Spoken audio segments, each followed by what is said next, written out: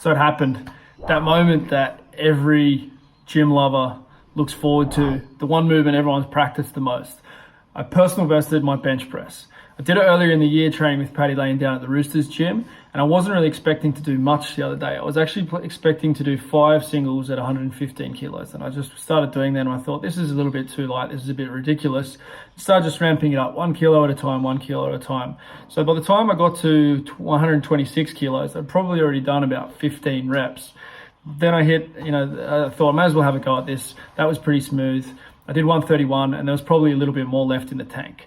This video is about how I hit that personal best and why, what you can do to increase not just your bench press, but all your lifts and get more out of your time in the gym.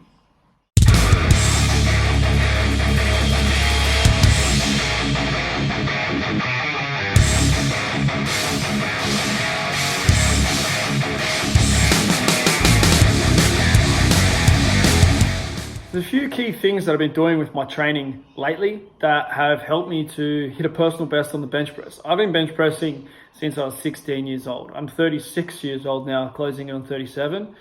So when I hit a personal best on the bench press, it's a pretty good sign. Now, I actually had Sonny Bill Williams hit a personal best on his bench press while I was working with him as well. The first year when he came to us, he'd had a pec tear and he didn't have much of a preseason. He came into round 1 underprepared. And there's famous clips of his confrontations with Sam Burgess. The last laugh was the way that year turned out and the plays that Sonny Bill Williams came up with in that grand final. But I did get the opportunity to work with Sonny on his bench press during the 2014 season together with Remy Cassidy, who's a guy who I'd already had 2 years with in France. They were both experienced lifters, 27, 28-year-old. And I had them for about 2 weeks, and I thought, well, it's probably good to give these guys a personal best while they're injured. That became a bit of a policy, something that I believe massively in. It's something that stayed in Roosters culture. When you're injured, you hit personal bests in the gym. Now, obviously, if you've done your ACL, it doesn't mean that you're going to immediately hit a squat best on, with that leg, okay? What you are going to hit a best on is your bench press, is your, whatever it is, your bench pull, your weighted chin up. There's a lot of different movements that we can achieve bests in. And when you're injured, it's actually the best time to improve your strength. As a professional athlete, it's the time, especially in rugby league, where you don't have a lot of running volume, you don't have a lot of time in technical video and things like that. You get to pretty much just focus down on strength and maybe get a little bit of conditioning done. But we can even get the conditioning done in ways that contribute to your strength as well. So when I had these guys, I was experimenting with dense strength and I'd been using it on myself when I had some good results. And I thought this is a good opportunity to test this out with these guys. I'm confident something good's going to happen here. I'm confident there's not going to be any real risk. So let's have a go. So what we did was 5 sets of 3, then 5 sets of 1, then 5 sets of 5. Following the dense strength method. So they're not technically sets. It's kind of a clustered thing, but they did that session 4 times, and then we tested their 1RM. And after that block of 4 sessions, they both hit lifetime personal bests on the bench press. That's not all that common, right? That's not all that common to be able to have 2 experienced players within 4 sessions hit lifetime personal bests. Well, I'm here to tell you that I've just done the same thing. I just trained down in Melbourne with Jack Reed. I did that same session maybe 3 weeks ago. What I've also been doing is clustering some dips. Okay, so I've got my dip up to 60 kilos for 2. I may have done more than that in the past, but it wouldn't be a lot more. I know I've done 60 kilos before. I just don't remember for how many reps. I did some over there at Bradford at some stage, but those dips have been going up. So what I've been doing is dips on a Monday, bench press on a Wednesday, and then vertical press on a Friday. And going a bit on feel, whether that goes to a single or whether it's more measured. Could be singles at sort of 85, 90%, or we could be ramping all the way up to a heavy weight. One of the other things that I've been doing there is ramping. So using the dense method, ramping up, going with 5s up until the point where they're getting a little bit, the next one's probably going to be really slow. Before I get to that slow set, jump to 3s, keep building up in the weight, and then jump to singles. And using those standardized jumps, so just 5 kilo increments every set. when you're doing those 5 kilo, when you're making those 5 kilo increments, it's not necessarily the best thing for your top weight for that day because you're getting so many sets done. Now, in the past, I would have been disturbed by that, perturbed, put off, and that just wanting to hit that top set, I would have made sure I stayed really fresh through all those previous sets, doing less reps, taking more rest, taking bigger jumps, so I get to the highest weight for the day. Now, as a 36-year-old lifter, I've decided to just enjoy the process a little bit more, take those standardized jumps in a way that was also recommended by Aussie strength coach. I don't use the rest periods that he talks about, primarily because, as he says, you have to earn your rest periods, and I don't need those rest periods. I'm not strong enough for that. I've been able to get strong on short rest periods, but so have guys like Josh Bryant, Rich Sativ, the human crane, Steve Juster. So a lot of people have got pretty strong with shorter rest periods. But understand, specific to powerlifting, you need to be able to actually cool down quite a bit, rest for quite a bit, and then come back. And they're heavy partials, and it's a whole different story anyway. But it was great to experience that jump, experience that, the patience in going forward, just getting the sessions done, using that slow ramping method, so the 5s into 3s into 1s. By the time I get to the top, done about 12, 15 sets, and that gives me confidence that for the next session, I can probably go a little bit further.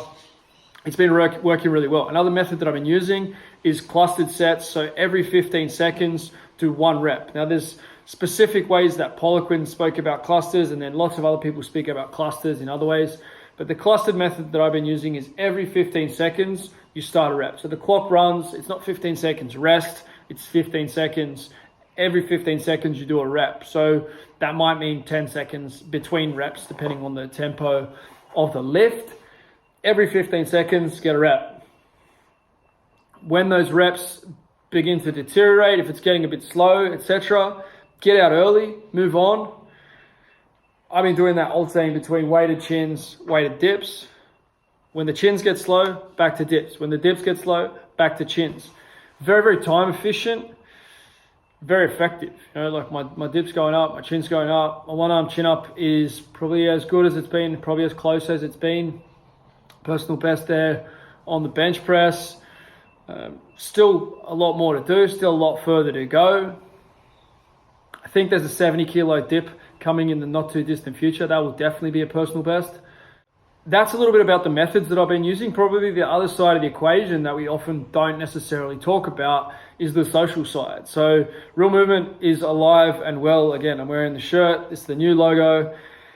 I don't know where this thing was going for quite a while. All year this year, it's been ramping up. Okay, we're getting new members signing up around the world. We've got crew, probably 8, 12 different countries now. And it's exciting. It's great having guys in Singapore, Hong Kong, the US, Canada, Ireland, France, England, New Zealand, training alongside myself, and I feed off that. I love that. I love seeing other guys going hard, getting better, and I want to lead them. I want to be a part of that. I want to follow them, whichever way it's going to be. There's some guys who are way ahead of me on things, and I love that. There's guys who are behind and who are looking up and seeing inspiration in the work that other people are doing. That is huge for me. That is huge for me. If I'm recording my sessions, if I'm posting, I know a lot of people, Charles Poliquin used to say, look, if it's not a world record, don't be filming it, don't be posting it.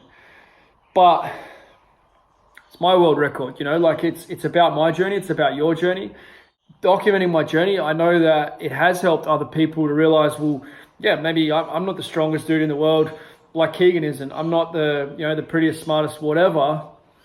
But I can see he keeps working hard, and within that, they find some inspiration to value their own journey. It's very unlikely that I'm ever going to hold a world record in anything. At the same time, there are very few professional athletes or people from any walk of life that can do all the things that I'm doing. So I have the opportunity to teach people, to help them to do things that they've never done before, and probably 99% of the population in most of the things that I'm doing, I'm more advanced than them. So not being the world record holder isn't necessarily going to hold you back. If you're a coach, if you get yourself to the point where you're ahead of 99% of society, then you have something to offer those people. You have something to teach them. If your body composition's better, if you eat better than them, if your lifestyle is better than where the majority are, then you can help them up if they want to be helped. I'm going to do another video here about what it is to convince a vegan to go back to meat, because I'm getting questions about this, and you're probably not going to like the answer, but let's just bench press more, get stronger, collaborate more, enjoy the process, and see where it takes us. Talk to you all soon. Thanks for checking out the video. Next step, if you'd like to take this a little bit further, would be to jump over to realmovement.com, realmvmt.com, and from there you can either jump on the 1 hour athlete program, you can join our team, or you can book a planning session. Those actions will take you deeper inside of what Real Movement is all about and help you go to the next level in your health and your performance.